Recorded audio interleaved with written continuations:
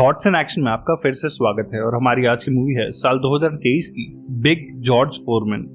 ये एक true story है फॉर्मर हैवीवेट बॉक्सिंग चैंपियन और लेजेंड जॉर्ज फोरमैन की, जिसमें हम देखेंगे कि कैसे एक गरीब घर का बच्चा इतना अमीर और वर्ल्ड फेमस फाइटर बन पाया। तो चलिए चलते हैं सीधे अपने आज के वीडियो की तरफ। पर आगे बढ़ने से पहले फिर से देखने वालों से मेरी रिक्वेस्ट कि प्लीज कर लो यार चैनल सब्सक्राइब, गरीब की दुआएं लगेंगी आप सबको। तो ये कहानी शुरू होती है साल 1960 में टेक्सास के ह्यूस्टन शहर से, जहां हम जॉर्ज नाम के एक लड़के को देखते हैं। जॉर्ज और उसकी फैमिली बेहद गरीब हैं और आज ये एक टूटे हुए पुराने घर में रहने आए हैं, जिस घर में कोई इलेक्ट्रिसिटी या लाइट्स भी नहीं है। रात में जॉर्ज की माँ एक बर्गर के 4 टुकड़े करके सबको एक टुकड़ा खाने को देती है, पर खाने से पहले उसकी बड़ी बहन मैरी और माँ इस खाने के लिए प्रे करते हैं और भगवान से इसके लिए थैंक्स कहते हैं। और प्रेयर खत्म होते ही जॉर्ज 2 बाइट्स में ही अपना टुकड़ा खा जाता है और उसे इतना भूखा देखते हुए मैरी उसे अपना बचा हुआ टुकड़ा भी दे देती है, क्योंकि सारे भाई बहनों में जॉर्ज सबसे छोटा और मेहनती होता है। उस रात सोने से पहले जॉर्ज की माँ उससे कहती है कि वो अपनी क्लास रिपीट नहीं कर सकता, इसीलिए उसे फॉरेन स्कूल ज्वाइन करना पड़ेगा ताकि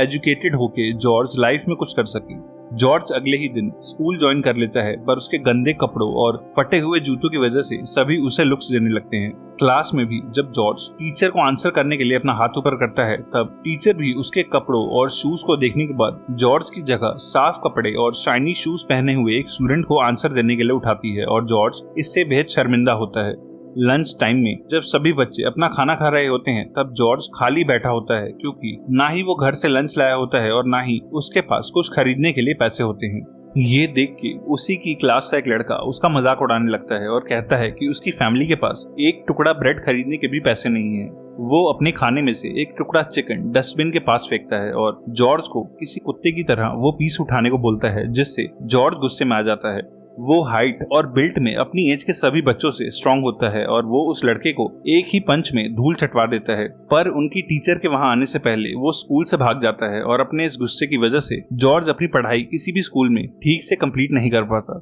कुछ साल बीत जाते हैं और अब जॉर्ज बड़ा हो चुका है और अपने एक फ्रेंड के साथ ड्रिंक करके रॉबरीज कमिट करता है। ऐसी ही एक रात को जॉर्ज और उसका फ्रेंड एक ड्रंक आदमी को फॉलो करते हैं और एक गली में उसे जमीन पे गिरा के उसे लूटने लगते हैं। पर यह आदमी एक पुलिस ऑफिसर होता है और वहां पेट्रोलिंग कर रही पुलिस उनके पीछे पड़ जाती है और वो दोनों अलग अलग डायरेक्शंस में भागने लगते हैं। जॉर्ज एक घर के नीचे सीवर में छुप जाता है और जब पुलिस वाले स्निफर डॉग्स लेके आते हैं, तो वो अपने ऊपर टॉयलेट का वेस्ट लगा लेता है ताकि उस डॉग को उसकी स्मेल न मिल पाए और पुलिस उसे ढूंढ नहीं पाती। थोड़ी देर के बाद वो बाहर आता है और घर के रास्ते में वो टीवी पे जॉब कोर की एक ऐड देखता है।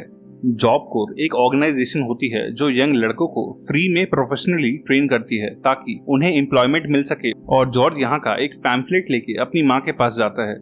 जॉर्ज की माँ उसे वहां जाके जॉब कोर ज्वाइन करने को बोलती है, पर वो उससे कहती है कि तुझे वहां अपने गुस्से पे काबू रखना होगा और स्कूल की तरह तू बिना कोर्स खत्म करे वापस नहीं आ सकता। वो कैलिफोर्निया जाके जॉब कोर ज्वाइन कर लेता है, जो एक ट्रेनिंग स्कूल जैसा होता है, और वहाँ के गार्ड्स जॉर्ज को उसकी यूनिफॉर्म देख के वहाँ के रूल समझाते हैं। अपने बंक बेड पे जाके वो अपना बैग ओपन करता है, जिसमें उसकी माँ ने उसे नए कॉन्वर्ट्स के एक पेयर शूज गिफ्ट किए होते हैं। जॉर्ज अब अपने कोर्स और ट्रेनिंग पे ध्यान देने लगता है, पर डेस्मंड नाम के एक लड़के के म्यूजिक चलाने से वो डिस्टर्ब होता है और म्यूजिक प्लेयर को ऑफ कर देता है, जिसपे डेस्मंड उसे थोड़ा कम गुस्सा करने के लिए कहता है और उसके आगे दोस्ती का हाथ बढ़ाता है। एक क्लास के बाद जॉर्ज देखता है कि उसके नए जूते गायब हैं और वो इससे बेहद नाराज होता है, क्योंकि उसकी माँ ने बेहद मेहनत से पैसे बचा के उसे वो शूज गिफ्ट किए थे। अब जॉर्ज और डेस्मंड दोस्त बन जाते हैं और वो उसे बताता है कि वो मैथ्स और अकाउंट्स में अच्छा है, इसलिए वो किचन का हिसाब देखता है और आज उसने पैसे बचाए हैं, इसलिए मेस में एक्स्ट्रा खाना बना है। तभी लंच करते हुए एक लड़का जॉर्ज के वही शूज पहने हुए डाइनिंग एरिया में आता है और जॉर्ज की शक्ल देखते ही वो वहां से भागने लगता है और जॉर्ज भी उसके पीछे भागता है। काफी देर तक भागने के बाद वो लड़का अपने रूम में जाके डोर लॉक कर लेता है, पर जॉर्ज उसके रूम का दरवाजा तोड़ के अंदर घुस जाता है और उस लड़के को खिड़की से नीचे लटका देता है। तभी वहाँ डॉग ब्रोडस नाम का एक गार्ड आता है, जो जॉर्ज को रोक लेता है और टूटे हुए दरवाजे को देख के वो उस पर बेहद नाराज होता है। डॉग उसे बाहर लेके जाता है और जॉर्ज की फाइल पढ़ने के बाद उसे पता चलता है कि वो पहले भी ऐसी लड़ाइयाँ कर चुका है। वो उसे बस का किराया देके घर जाने को कहता है और बोलता है कि जॉर्ज जैसे स्टूडेंट के लिए यहाँ कोई जगह नहीं है, पर जॉर्ज उससे माफी मांगता है और कहता है कि वो घर वापस नहीं जा सकता, क्योंकि ये जगह उसका लाइफ में आखिरी मौका है। डॉक उसे एक और चांस देने का फैसला करता है क्योंकि वो उसकी पावर और फाइटिंग स्किल्स को समझ चुका होता है और वो कहता है कि वो यहाँ एक बॉक्सिंग कोच भी है और वो जॉर्ज को अपना बॉक्सिंग क्लब ज्वाइन करने का एक ऑफर देता है।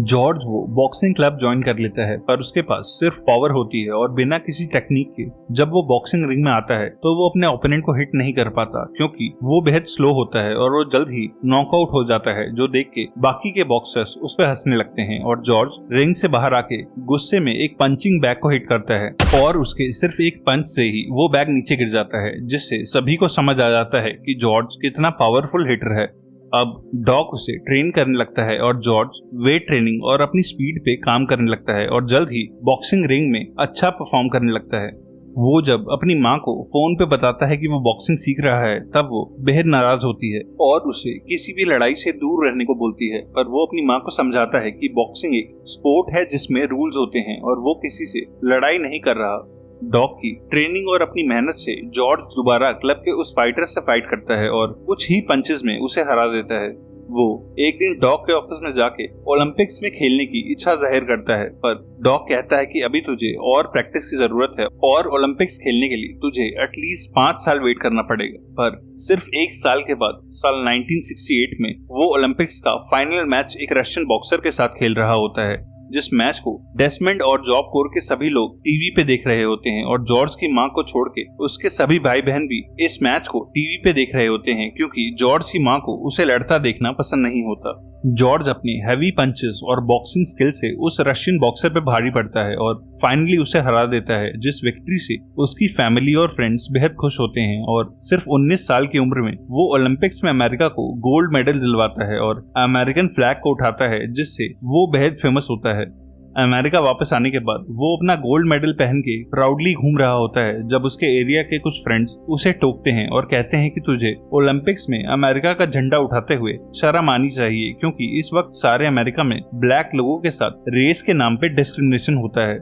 जॉर्ज को इस बात पे बेहद गुस्सा आता है, पर उसकी माँ उसे पॉलिटिकल आइडिया से दूर रह के सिर्फ अपनी बॉक्सिंग पे फोकस करने को बोलती है। एक दिन एयरपोर्ट पे जॉर्ज को पॉला नाम की एक जर्नलिस्ट मिलती है जो वो मैगजीन पढ़ रही होती है जिसके कवर पेज पे जॉर्ज की फोटो होती है, पर पॉला जॉर्ज में कोई इंटरेस्ट नहीं दिखाती और जॉर्ज के मांगने पर भी अपना नंबर नहीं देती, जिसपे जॉर्ज उसे अपना नंबर दे देता है। एक दिन डॉक उसे आर्ची मूर और डिक सैडलर नाम के 2 सबसे एक्सपीरियंस बॉक्सर कोचेस से मिलवाता है जो अपने काम में सबसे बेस्ट होते हैं और डॉक उनके साथ वर्ल्ड चैंपियन बनने के लिए जॉर्ज की ट्रेनिंग शुरू करता है। आर्ची और डिक की गाइडेंस में जॉर्ज एक के बाद एक लगातार 22 मैचेस जीतता है और उसकी फेम बढ़ती चली जाती है और एक रात को पॉला भी उसे कॉल करती है और दोनों जल्द ही एक रिलेशनशिप में आ जाते हैं और पॉला अब डेस्मंड के साथ उसके हर मैच में उसे सपोर्ट करने आती है और कुछ ही दिनों के बाद जॉर्ज पॉला से शादी कर लेता है। अपने वर्ल्ड बॉक्सिंग करियर में अब जॉर्ज पीक पे होता है और इस वक्त वो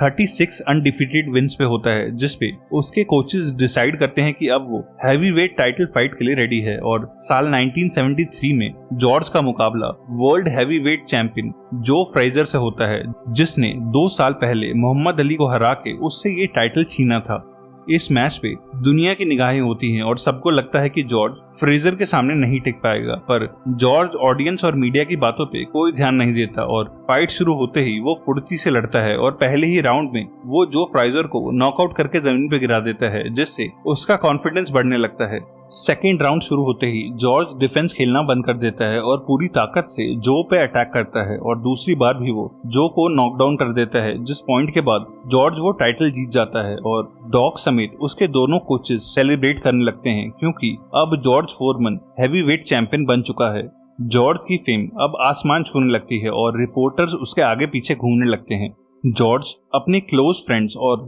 रिलेटिव्स के लिए एक शानदार पार्टी रखता है और उसी पार्टी में वो डेस्मंड को शराब छोड़ के अपना मैनेजर बनने का ऑफर देता है क्योंकि अब जॉर्ज के पास एंडोर्समेंट्स और स्पॉन्सर्स का काफी ज्यादा पैसा आ रहा होता है और डेस्मंड मैथ्स और अकाउंटिंग में काफी अच्छा होता है और जॉर्ज को उस पर भरोसा भी होता है।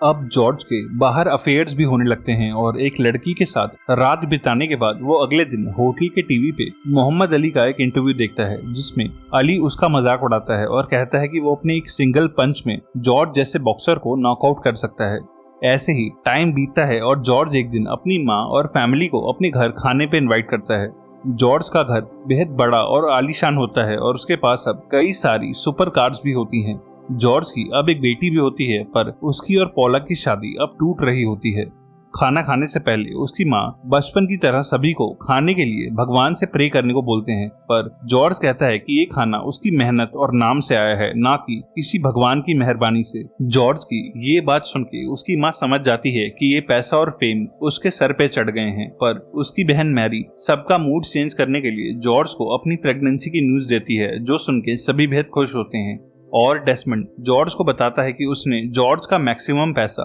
रॉक सॉलिड स्टॉक्स में इन्वेस्ट किया है, जिससे उसे अच्छा प्रॉफिट होगा। तभी उनके घर जॉर्ज की एक मिस्ट्रेस का कॉल आता है और पॉला वो उठा लेती है, जिसके बाद वो जॉर्ज से लड़ने लगती है, क्योंकि शादीशुदा होके भी जॉर्ज ये सब कर रहा है, पर शर्मिंदा होने के बाद भी वो ये सब कभी बंद नहीं करता। नेक्स्ट सीन में हमें साल 1974 दिखाया जाता है, जहां जॉर्ज मोहम्मद अली से फाइट करने अफ्रीका के कॉन्गो आता है, पर अली पहले ही कमेंटेटर्स और रिपोर्टर्स को एश्योर करता है कि जॉर्ज उससे कभी नहीं जीत पाएगा। अब तक जॉर्ज में अपनी इमेज को लेके काफी घमंड आ चुका होता है और वो अपनी पावर्स पे ओवर कॉन्फिडेंट होता है और वो अपने कोचेस की स्ट्रेटेजीज ना मान के खुद से फाइट करने लगता है। अली जानबूझकर जॉर्ज से पंचेस खाता है और बस डिफेंस खेलता है ताकि जॉर्ज को थकाया जा सके, और 8th राउंड में जॉर्ज के पूरी तरह से थकने के बाद अली उस पर अटैक करता है और जॉर्ज बिना एनर्जी के उसके सामने टिक नहीं पाता और वो फाइट हार जाता है, जिससे वो बेहद शर्मिंदा होता है। फाइट के बाद उसे पॉला का भी कॉल आता है, जो उसे डिवोर्स दे रही होती है, और जॉर्ज अमेरिका वापस जाके अपनी माँ से मिलता है और बताता है कि उसने आर्ची और डिक को अपनी टीम से निकाल दिया है, क्योंकि उसका मानना है कि वो उनकी कोचिंग की वजह से हारा था। अपनी पावर को प्रूव करने के लिए जॉर्ज एक मैच रखता है, जिसमें वो एक साथ 5 बॉक्सर्स के साथ फाइट करने जा रहा होता है, और उसी मैच में मोहम्मद अली भी कॉमेंट्री करने आया होता है, और वो फिर से जॉर्ज को चिढ़ाने लगता है और ऑडियंस के साथ उसका मजाक बनाने लगता है, जिससे नाराज होकर जॉर्ज उसे एक और फाइट के लिए चैलेंज करता है, पर अली कहता है कि वो हारे हुए फाइटर से नहीं लड़ता। इस मैच के बाद डॉक उसके पास आता है और उससे कहता है कि वो अपने रास्ते से भटक गया है और उसे वापस अपने गुस्से और घमंड को छोड़ के एक डिसिप्लिन लाइफ में आना होगा। तभी जॉर्ज को उसकी फैमिली का एक अर्जेंट मैसेज मिलता है, जिसके बाद वो फौरन हॉस्पिटल की तरफ भागता है। हॉस्पिटल पहुंच के वो अपनी फैमिली से मिलता है और उसे अपनी माँ से पता चलता है कि उसकी बहन मैरी की प्रेगनेंसी में कुछ कॉम्प्लिकेशंस आ गए हैं, और डॉक्टर्स का डिलीवरी के बाद कहना है कि ये बच्चा काफी वीक है, जिसे बचाया नहीं जा सकता। जॉर्ज की माँ सबके साथ उस बच्चे के लिए प्रे करने लगती है, जो देख के जॉर्ज भी बाहर जाके सालों में पहली बार भगवान से प्रे करता है और कहता है कि उसकी जान के बदले में मैरी के बच्चे को बचा लो। और सुबह जॉर्ज को पता चलता है कि मैरी का बेबी अब खतरे से बाहर है, और उसकी प्रेयर की वजह से मैरी अपने न्यू बॉर्न बच्चे को जॉर्ज का नाम देती है। जॉर्ज अपनी बॉक्सिंग कंटिन्यू रखता है और साल 1977 के जिमी यंग नाम के एक बॉक्सर के साथ हुए मैच में भी वो बुरी तरह हारता है, और सबको लगने लगता है कि उसमें अब वो पहले वाली बात नहीं रही। मैच खत्म होने के बाद लॉकर रूम में उसे अपने कानों में एक आवाज सुनाई देती है और वो सभी को चुप रहने को बोलता है, और तभी जॉर्ज एक हीट स्ट्रोक से जमीन पे गिर जाता है, और जब उसकी सांसें और पल्स चेक करने के बाद सबको लगता है कि वो मर गया है, ठीक तभी जॉर्ज वापस होश में आ जाता है और कहता है कि ये उसकी दूसरी लाइफ है और उसे जीसस क्राइस्ट ने बचाया है। जॉर्ज अगले दिन एक चर्च में जाता है और इस मिरेकल के बारे में सबको बताता है, और बॉक्सिंग से रिटायरमेंट लेके एक प्रीचर बनने का फैसला करता है। उसके इस फैसले से डॉक शॉक में होता है, पर जॉर्ज कहता है कि वो अपने अंदर के घमंड और गुस्से को मार के अब भगवान के रास्ते पे चलना चाहता है। इसके बाद जॉर्ज मोहम्मद अली से मिलता है और उसकी रिटायरमेंट की न्यूज सुनने के बाद वो दोनों अपने पास्ट को बुला के फ्रेंड्स बन जाते हैं। जॉर्ज अपनी एक्स वाइफ पॉला और बच्चों से भी मिलता है और अपने पास्ट के बिहेवियर के लिए उससे माफी मांगता है। वो उसे माफ कर देती है, पर उसकी लाइफ में वापस आने के लिए भी मना कर देती है। चर्च में ही उसकी मुलाकात मैरी जोन नाम की एक लड़की से होती है, जो उसी की तरह एक डिवोटेड क्रिश्चियन होती है, और जॉर्ज और वो अच्छे फ्रेंड्स बन जाते हैं। जॉर्ज अब चर्च के बाहर माइक पे सबको क्रिश्चियनिटी का संदेश देने लगता है, जिससे कई लोग उस पर हंसते भी हैं, पर मैरी जोन समझ जाती है कि जॉर्ज रिलीजन के लिए बेहद सीरियस है। वो और जॉर्ज एक रात को एक बंद पड़े चर्च के सामने जाते हैं, जिसका नाम डिवाइन मिरेकल होता है। जॉर्ज कहता है कि वो इस चर्च को शुरू करके एक दिन यहाँ का प्रीचर बनेगा, ताकि लोगों की हेल्प कर पाए, और 7 सालों के बाद यही जगह एक सुंदर चर्च में बदल जाती है, जिसका प्रीचर अब जॉर्ज है और वो लोगों को क्रिश्चियनिटी से जोड़ता है। वो और जॉन अब शादी कर चुके हैं और उनके 3 बच्चे भी हैं। और जॉर्ज एक दिन न्यूज में देखता है कि उसके एरिया के टीनेज बच्चे ड्रग्स और क्राइम्स में इन्वॉल्व हो रहे हैं और वो इन बच्चों के लिए एक ट्रेनिंग जिम खोलने का प्लान करता है ताकि वो लोग वेट ट्रेनिंग और बॉक्सिंग सीखें और अपना ध्यान क्राइम की जगह स्पोर्ट्स में लगा सकें। और अपने स्पोर्ट्स सेंटर के ड्रीम के लिए वो डेस्मंड के साथ एक जगह ढूंढता है और उसे ये जगह खरीदने का बोलता है, पर डेस्मंड उसके इस फैसले से खुश नहीं होता। जॉर्ज कम्युनिटी के लोगों के साथ उस जगह को रेनोवेट करता है और जल्द ही एक अच्छा स्पोर्ट्स सेंटर शुरू होने लगता है, पर तभी उस जगह की इलेक्ट्रिसिटी काट दी जाती है और उससे पता चलता है कि कई महीनों से उन्होंने इलेक्ट्रिसिटी का बिल भी नहीं भरा है और स्पोर्ट्स सेंटर का काफी सामान भी लोन पर है। जॉर्ज डेस्मंड को कांटेक्ट करता है पर वो गायब होता है, जिसके बाद वो अपने बैंक जाता है और उसे पता चलता है कि उसका बैंक अकाउंट खाली हो चुका है क्योंकि डेस्मंड ने उसमें से पैसे निकाल के स्टॉक्स में इन्वेस्ट करे थे जो कंपनी सालों पहले डूब चुकी है। और इन सारे लॉसेस के बारे में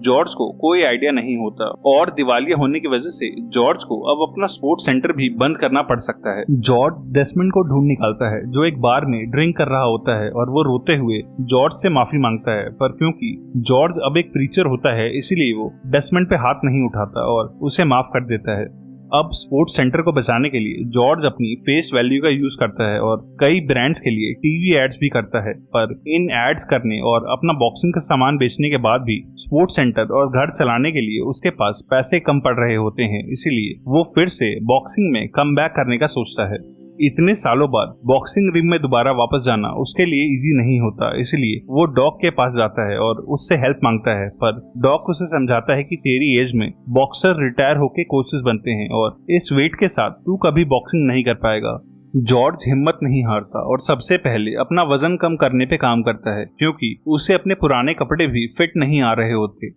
वो डेली रनिंग और स्ट्रेंथनिंग एक्सरसाइज करता है और कुछ महीने में वो सही वेट में आ जाता है, जिसके बाद डॉक और वो फिर से अपनी बॉक्सिंग प्रैक्टिस शुरू करते हैं। ऑलमोस्ट 10 साल के बाद साल 1987 में जॉर्ज दोबारा बॉक्सिंग रिंग में उतरता है और अपने ओपोनेंट से डबल एज के बाद भी अच्छा परफॉर्म करता है। अब मीडिया भी उसके इस कमबैक के बारे में बातें करने लगती है और जॉर्ज फिर से अच्छा अर्न करके एक सॉलिड बैंक बैलेंस बना लेता है। साल 1994 तक जॉर्ज 45 इयर्स का हो चुका होता है, पर अभी भी वो खुद को वर्ल्ड हैवीवेट चैंपियनशिप के लिए रेडी कर रहा होता है। जॉर्ज का सामना वर्ल्ड हैवीवेट चैंपियन माइकल मूरर से होता है और फाइट स्टार्ट होते ही मूरर उस पर भारी पड़ता है, पर जॉर्ज इस फाइट में अपना अब तक का सारा एग्रेशन बाहर ले आता है और मार खाने के बाद भी एक सिंगल राइट हैंड पंच से मूरर को नॉकआउट कर देता है और फिर से वर्ल्ड चैंपियन बन जाता है, जिससे सभी खुशी से झूम उठते हैं। मूवी के एंड में हम देखते हैं कि 45 की एज में जॉर्ज दोबारा हैवीवेट चैंपियन का टाइटल जीत लेता है जो उसने 20 साल पहले खो दिया था। जॉर्ज और मोहम्मद अली सारी उम्र बेस्ट फ्रेंड रहे और अली की डेथ से पहले तक भी जॉर्ज और वो डेली बातें करते थे। साल 2025 के मार्च में 76 की एज में जॉर्ज फोरमैन की डेथ हो गई और उसके बनाए हुए वो स्पोर्ट्स सेंटर और चर्च आज भी चल रहे हैं। एक और ऐसी ही ट्रू स्टोरी के लिए लेफ्ट या राइट में दिख रही वीडियो पे क्लिक करना। तब तक के लिए stay safe and keep watching thoughts in action.